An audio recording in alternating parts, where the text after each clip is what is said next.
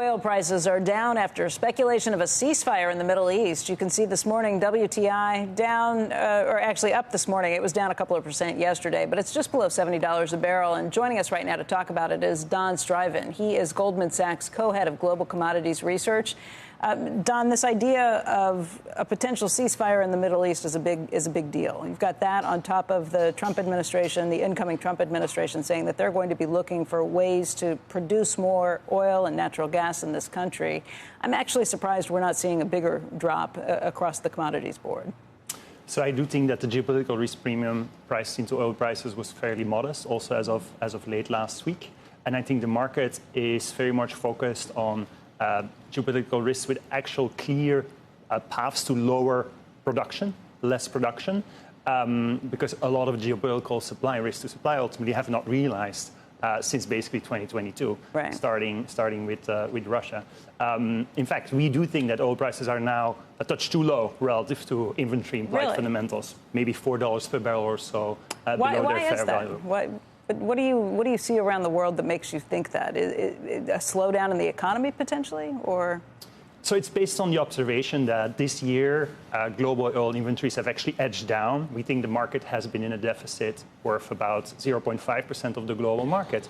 Even if prices, they're on track to average $80 per barrel this year, but they have trended down, consistent with a meaningful decline in positioning to the bottom 5% of history. So I do think that many oil investors are pricing in with a great degree of confidence a large surplus for 2025. We think a large surplus is not a done deal, or base case is a modest surplus.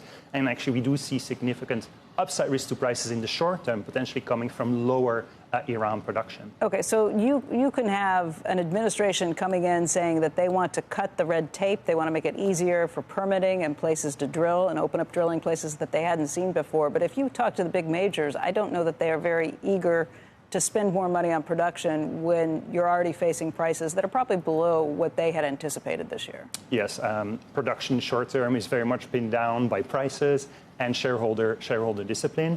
That said, the 3 million barrels per day of energy and oil equivalent production that new Treasury Secretary nominee Scott Bessent has put out there, we think it's actually achievable. Because we do think that natural gas production should be included, which is going to rise pretty significantly with the rise in LNG demand for U.S. natural gas. Natural gas liquids are also likely to continue to grow. LNG that we export? Yes, yes. So we think that goal is on track, but it's mostly a result of technologies, LNG export, plans that are happening pretty much regardless of DC policies. We do think that over the long run, regulatory easing could provide some upside to oil and natural gas production.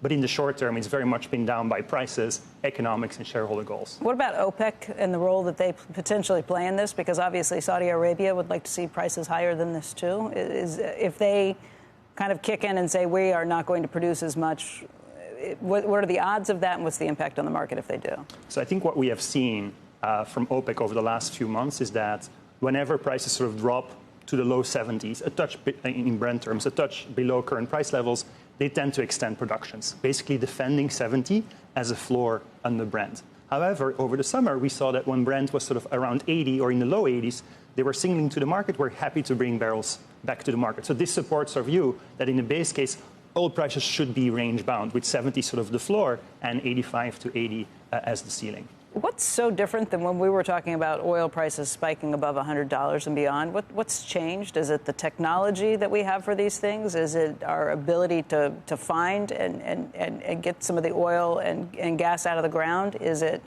the global dynamics? What's changed? It's really the success of U.S. shale. If you look at production growth in the world for oil over the last decade, 100% of that growth has come from U.S. shale. Wow. And with the ongoing consolidation, those U.S. companies continue to make efficiency gains and are putting downward pressure on the long-dated part of the oil futures curve. And as a result, OPEC has been incentivized to cut production to keep the market balanced.